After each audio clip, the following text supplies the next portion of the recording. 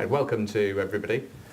We're here to discuss the full year results that have just been announced by ClearStar, and I'm delighted that we're joined by Bob Vale, one of the founders of the business. I won't ask how many years ago, but quite a while, and now the CEO. And we also have with us the CFO, David Pattillo, who's also been with the business for a number of years. So Bob, good set of results, nice growth at the top down level. What particularly pleased you? I really am happy with our engagement in our direct business offering, where we're going directly out to employers and offering the breadth of our services in the employment and drug screening market. We've seen some really good traction there. Nice level of up-channel engagement, where we're seeing more established enterprise-level companies having interest in our service. That was very satisfying. And what's the relative proportion of direct sales that you were talking about there, and going through the channels that you've built up the business in doing? Well, channels are just not where we built up the business. It's also where we're selling some of our service wholesale, and I would say the majority of our business still exists in that channel environment, though we're gaining traction more and more every year. I think we're in excess of a little over $4 million of the total, so that's about, at the current run rate, about 25%. You're talking about the percentage share in the marketplace as a whole. Now, what are the drivers behind background screening that you guys have become such a technical leader in?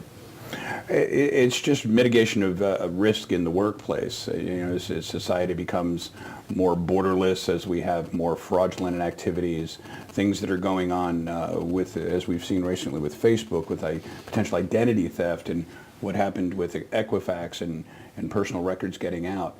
And so there's concern amongst employers that they're hiring the people who they say are and what they say they are. It's so easy now to start to, through the electronic means, replicate somebody else's past and make it your own. And it's our job to delve through that and make sure that people are being represented transparently and genuinely. And as you say, Facebook has caused ripples right across the globe. Most of your business is still in America Yes. at the moment. What's the regulatory background to the necessity for screening over there? Well, unless you're in one of the federally mandated fields like Department of Transportation, there isn't. It's up to the business. Now, what we are seeing is insurance starting to mandate and coming in and offer better insurance for companies that are more aggressive toward their background screening. And they're starting to evolve industry standards in different companies as far as what is an acceptable background screen. Each company really does set their own standard. It's up to their acceptable level of standards. But this is a market that must be growing for the reasons we've already talked about. Growing very aggressively. It's probably tripled in the last 4 years. And what's happening is, because of the whole identification of the individual and verifying that people are, in fact, who they say they are, the market cap is kind of in question right now. It's really becoming an evolving marketplace. Is this also a reflection of the way that people themselves are working or becoming self-employed, or the growth of the gig economy that is another factor that we're seeing at the moment? Yeah, gig economy, casual workforce, people are now, instead of working at one employer, they take jobs based upon need, and employers are doing the same thing. It's more of a real-time manufacturing model. So it's not unusual for someone to have 3 different places of employ, 3 different jobs, and then use them ad hoc. So actually, we're seeing an increase in the number of backgrounds that have to be screened, because it's no longer someone just going into a brick and mortar environment and staying there for 20 years. Yeah, so the whole workforce is becoming more transitory. And that means that the technology certainly has created that workforce. Now the technology has to support the screening of that workforce, which is why we focus very heavily on mobile applications, portable applications, things that can be done by the individual in the field to help facilitate the process, get them to work quicker. And it's always a question that comes to mind for investors over here in the UK. What is the role of Trump in this, or the direction that Trump is taking the economy? You might have less Mexicans to screen in the future. But, I don't know if it's a regulatory or legislative specifically toward employment, but what we have seen is a resurgence of our economy. Our jobless rate is at the lowest that it's been in a number of time. We've seen our stock market has been doing quite well. Businesses are investing quite aggressively. So anytime you see that resurgence in business, you see a demand for employment. Mm-hmm. And how broadly do you source your data?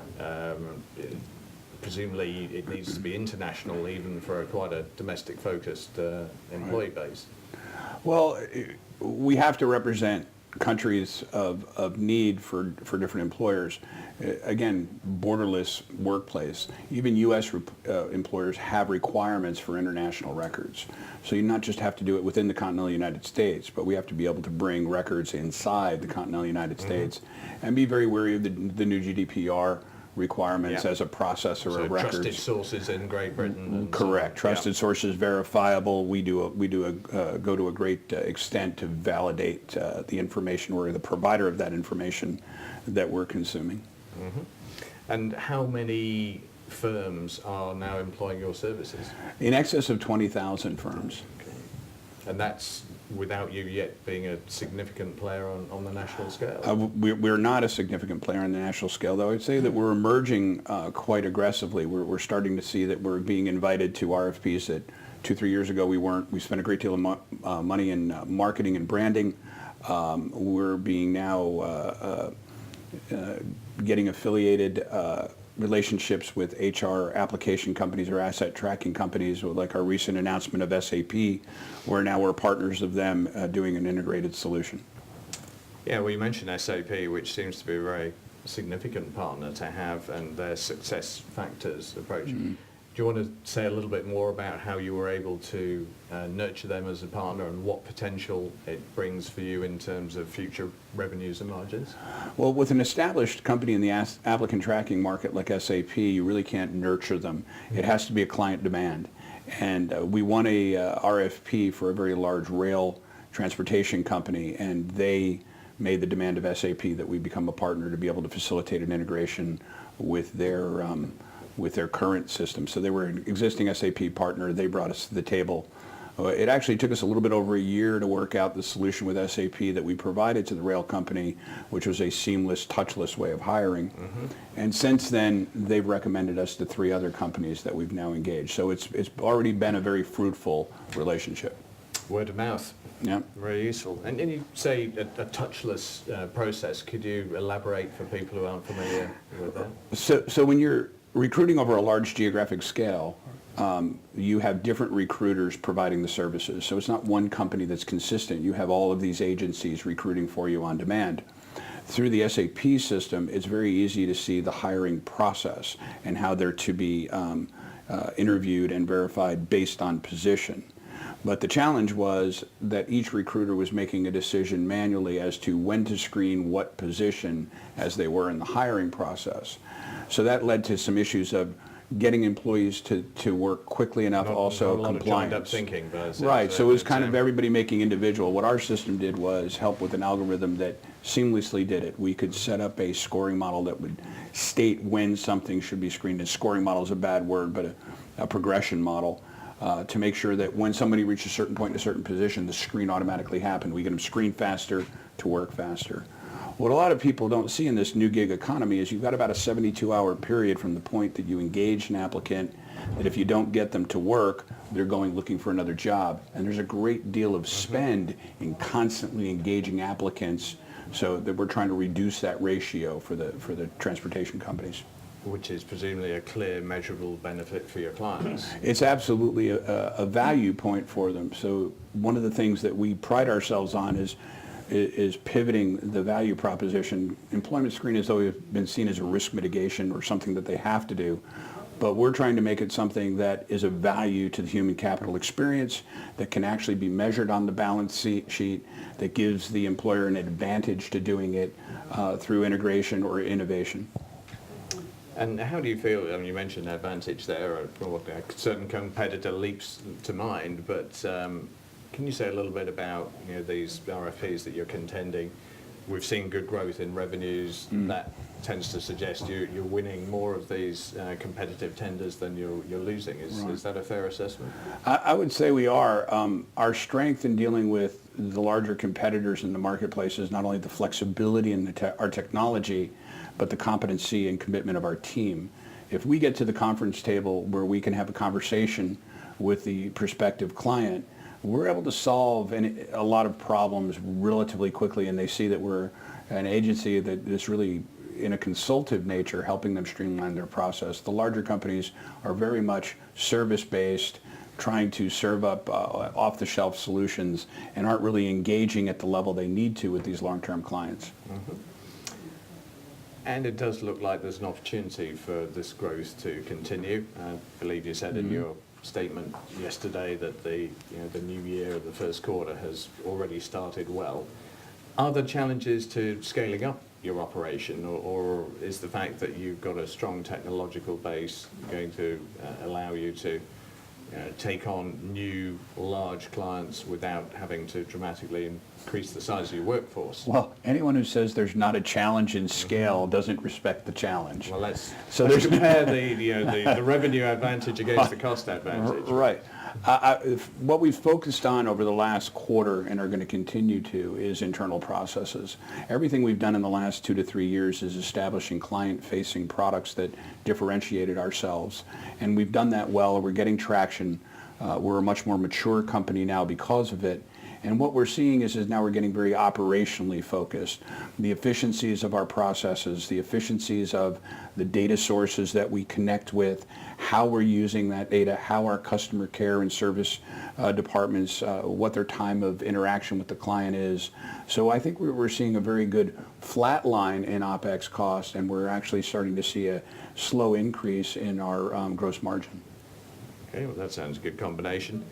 And in terms of your proposition to a fairly diverse range of clients, is it one shoe fits all, or have it seems that you're developing a variety of products that presumably some clients might take all of, or some of, or one of?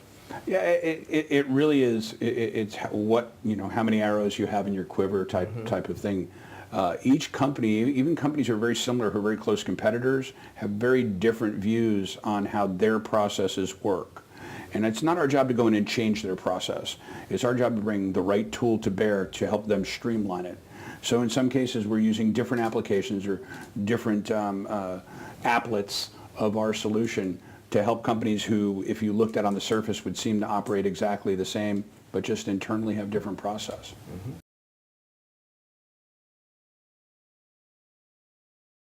So David, nice set of numbers. Now, what pleases you? Is it top line growth? Is it margin? It looks like you're set to become EBITDA positive as a group going forward. So it sounds like the cocktail's bubbling up the right way. Yes, we got several key things that pleases us. One is a double-digit revenue growth. So top line growth is critical to our business. We have a nice drop-through rate with financials, so that additional revenue is great. Cost containment. We've had very good cost containment over the last 3 years, so we're seeing the benefit of that, and we're moving to EBITDA positive this year. Okay, well that's great. And Bob was talking about the growth in the direct sales effort. What were the contrasting rates in 2017 in revenues growing in direct and through channel? Revenues in direct services grew at 24%. This past year, and channel at 7%. So still both solid growth rates, and but 24% is indirect, so that's a major focus of the company. Mm-hmm. And has that carried through into the current financial year? Still the same, higher growth? Yes, we're seeing the same trends continue into Q1. Well, that's encouraging. And a little dip in margins were reported, which I'm sure doesn't worry you unduly in the short term. Is that reflective of the increased marketing effort on direct, or is it a different range of products that are being sold? Part of it is product mix. Product mix is a part of that. However, we're confident in the future that we are now getting to the size of company that we can have some margin benefit as we move forward due to the volume that we are driving through the company. So we're confident in our margin in the future. Mm-hmm. And if we look back a few years, where we're now reporting nice and steady growth, how has the cost base, the G&A, developed through that time? Are we now seeing that sort of nice divergence that comes with scale? Exactly. If you look back, let's just say a 4-year look back, you're looking at a period where revenue has increased about 80%, but our call space has increased about 20%. So we're starting to see the real flow through of that on the P&L and get the benefit of the leverage of our call space. Mm-hmm. Well, it sounds encouraging. Yeah, as much as you can look forward with a technology and essentially a SaaS-based model, presumably the longer-term outlook for margins is a very attractive one. Exactly. We're a platform as a service company, so the benefit is driving more revenue through, and the drop-through rate is close to 40% on new revenues. So we're very encouraged about the future. And where as a group have you been taking on headcount in the last year or running into 2018? We're focused in a couple areas. We're focused in direct sales is an area that we're focused on. We continue to invest in our platform and our technology because that's a core piece of our business. But that's predominantly where our focus is. Mm-hmm. And it's your job to worry. What keeps you awake at night as regards the balance sheet or the volatility of the business, or is there nothing to worry about? Well, there's always something. That's my job, is to worry about these things. We're very driven on revenue, as we know. So. And we've been very fortunate to be a very steady growing revenue company now for quite some time. But that's the stability of being a platform as a service company, because we're very sticky on the revenue front. But you always worry about a misstep with a major client, and loss of revenue with a major client is something that always keeps us sharp. Mm-hmm. And what proportion of your revenues would come from your largest client or your largest 5 clients? Is that a metric you look at? Well, we do, and we have very good customer diversification. Our largest client is roughly 10% of our revenues, so we have very good client diversification, and that diversification is increasing. It's more diverse now than it was 4 years ago, and we expect that trend to continue. And what about stickiness? Is this a business where once you're in, you're quite embedded in terms of the client's process, and presumably you can also earn their trust and build a relationship along the way? So do you actually lose many clients? No, exactly. Our retention rate is very high, and because of that stickiness, because we're embedded in the core processes of their human capital management processes. And so once you're embedded in a client, we're very sticky because they depend upon us. And on the counterbalance, we have to deliver the excellent service to maintain it. But it's very sticky revenue. Yeah, and then perhaps just to finish up, the balance sheet in reasonable shape at the moment? Absolutely. This past year, we secured a $5 million working capital line of credit with Silicon Valley Bank in October of 2017. And pleased to report that we have yet to borrow on the line of credit. We have 0 outstanding. So we're managing our balance sheet and our cash very well. Sounds like you're doing a good job. Right, thank you. Thank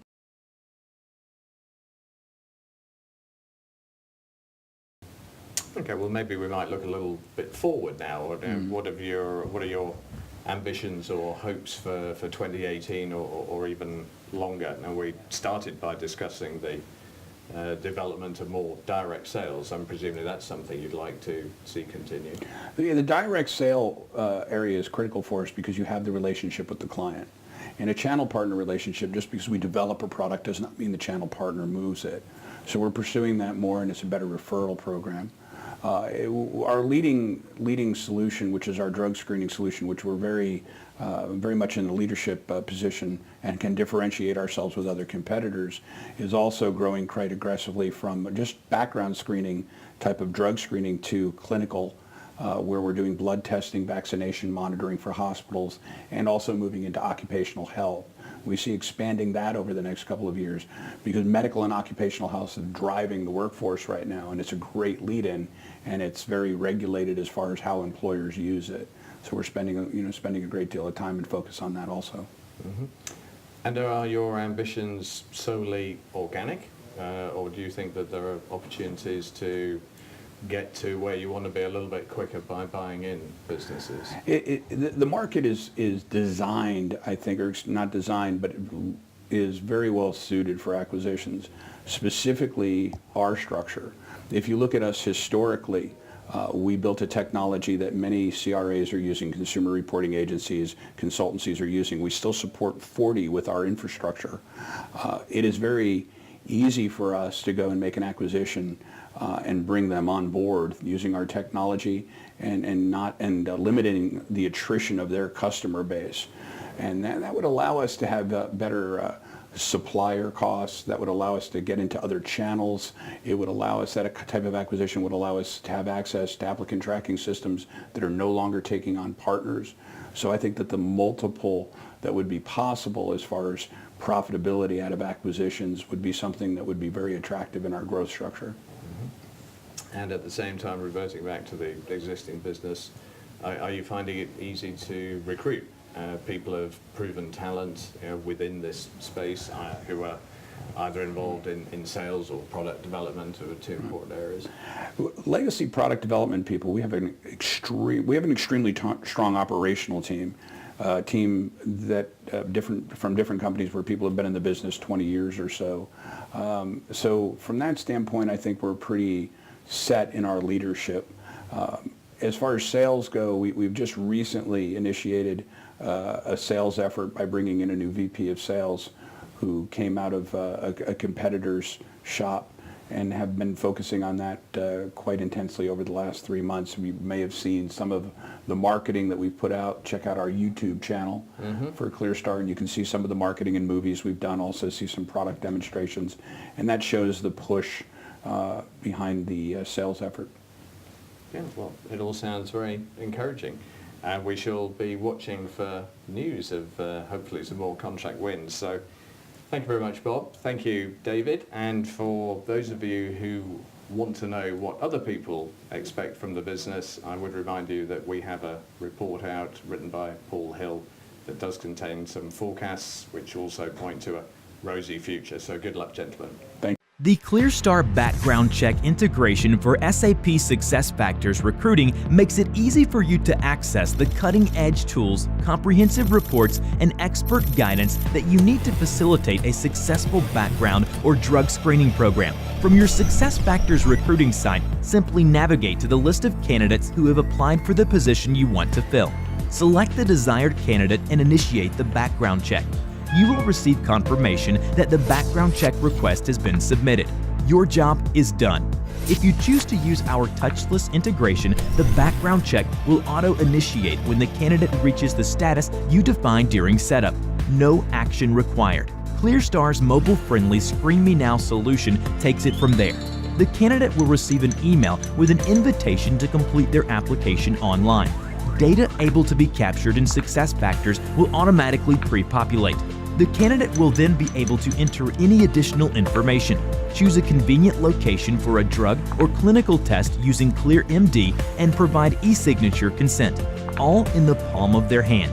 Once the candidate has finished the Screen Me Now process, you will receive confirmation that the background check is in progress. After the process is complete, you will be able to sign into your ClearStar account and view the results of any background or drug screening services, all without leaving the SuccessFactors recruiting site.